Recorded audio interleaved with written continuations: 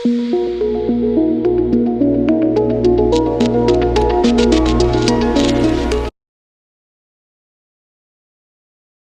number 3, what is meant by center of gravity of an object? This is the point where the whole weight of the body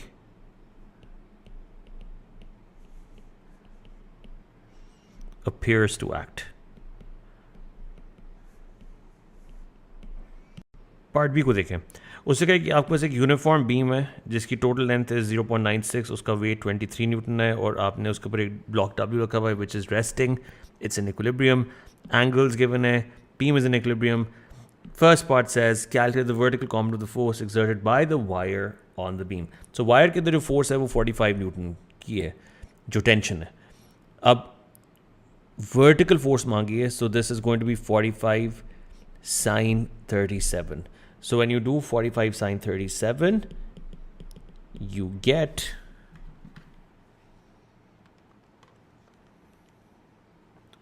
27.1, which is 27 newtons. Next part says, by taking moments about A, calculate the weight W of the block. Let's go back. By taking moments about A. So ये आपका pivot है. अब आप मुझे बताओ 45 sin 37 आपको इस तरफ रोटेशन देगा. इज दिस क्लॉकवाइज और एंटी क्लॉकवाइज? 12, 3, 6, 9. ये आपने यू बनाया है, so this is anti clockwise. Got it. और 23 न्यूटन कहाँ देगा? वो देगा क्लॉकवाइज. ये ब्लॉक किधर देगा? वो देगा क्लॉकवाइज. और चूंकि ऑब्जेक्ट इक्विलिब्रियम में, इसलिए एंटी क्लॉकवाइज और क्लॉकवाइज का मोमेंट इक्वल होना चाहिए. So we'll apply the principle of moments form which is sum of clockwise moments is equals to sum of anti-clockwise moments. Now, let's do sum of clockwise moments first. 23 into इस beam की total length is 0.96. So अगर मैं 0.96 का middle ले लूँ, that is where the weight is acting. So 0.96 divide by 2, that is 0.48. So 23 into 0.48 plus ये जो W आपका वेट ऑफ द ब्लॉक है, ये इसका डिस्टेंस फ्रॉम द पिवट बनता है 0.56 plus 0.2 which is 0.76. So W into 0.76 is equals to anti clockwise movement जो आपने निकाला हुआ है 27.1 न्यूटन फोर्स या 27 न्यूटन फोर्स, और उसका डिस्टेंस कितना है? उसका डिस्टेंस वो पॉइंट डी के ऊपर एक्ट कर रहा है और पॉइंट डी का जो डिस्टेंस बनता है वो 0.56 बनता है. सो 27 into 0.56. Solve this. Getting 0.76 W equals 4.136. So W की जो वैल्यू निकलेगी वो 4.136 को डिवाइड करके निकलेगी which will be 5.44 न्यूटन्स. अब बड़े गौर से सुनना जवानों मेरी बात को. देखो आपकी अपवर्ड फोर्स इज 45 sin 37 है ना. आपने डेसिमल्स में लिखा था 27.1 न्यूटन. यहाँ पे आपका वेट निकल आया 5.44 और ये निकल आया 23. अगर आप 23 के अंदर 5.44 को ऐड करो तो ये आपको देता है 28.44. सो वर्टिकल फोर्स बैलेंस नहीं है. There is a difference. Number 1. Number 2, ये जो कॉम्पोनेंट है 45 का horizontal which is going to be 45 cos 37, इसको कौन बैलेंस कर रहा है?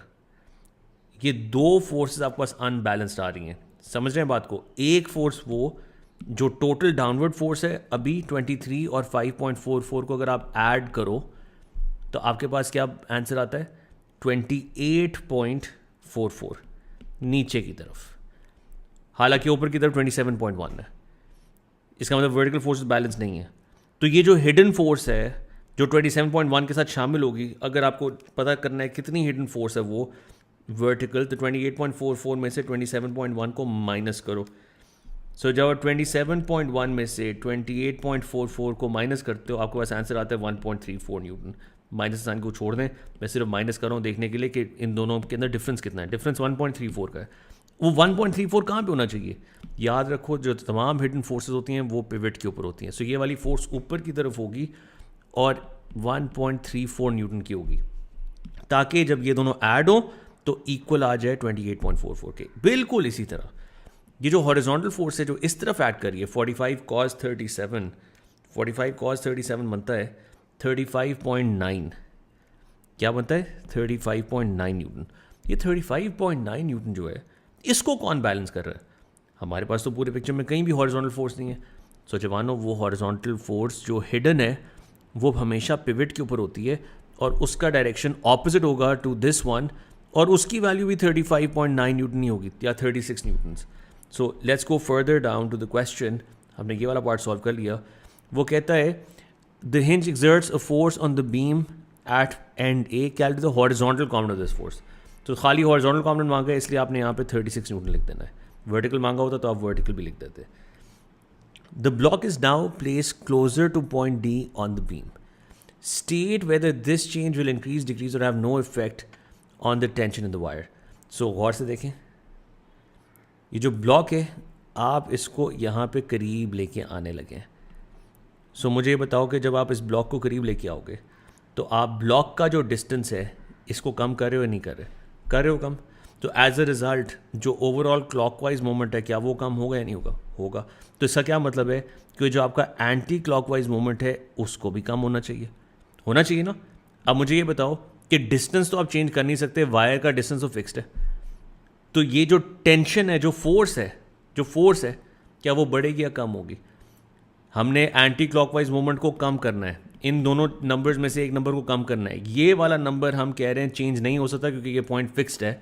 तो इसके साथ क्या करें, इस नंबर को हमें डिक्रीज करना पड़ेगा। सो उसने भी यही पूछा कि कहता है the block is now place closer to D, तो उसकी वजह से क्या इफेक्ट होना चाहिए on the tension on the wire? The tension on the wire should decrease. Part 5. The stress in the wire is 5.3 × 10⁷. The wire is now replaced by a second wire that has a radius which is 3 times larger. The tension in the wire is unchanged. Calculate the stress in the second wire. गौर से देखें, वो कह रहा है tension in the wire is same, वो नहीं change कर रहा। स्ट्रेस का फॉर्मूला होता है फोर्स ओवर एरिया। फोर्स कह रहा है कांस्टेंट है, वो नहीं चेंज करनी। तो इसका मतलब है स्ट्रेस और एरिया का हो गया inverse relation. So stress 1 into area 1 is equal to stress 2 into area 2, 1122 वाली इक्वेशन। अब स्ट्रेस 1 है 5.3 इंटू 10⁷। कि वायर का जो एरिया होता है दैट्स क्रॉस सेक्शनल एरिया, वो सर्कुलर होता है, तो वो होगा πr²। और जो नई वाली वायर है जिसका एरिया बड़ा है उसके अंदर आपने पाई इंटू बस 3r² कर देना है, that's it. So original wire का एरिया πr², स्ट्रेस 2 निकालना है और area 2 is going to be pi into 3r²।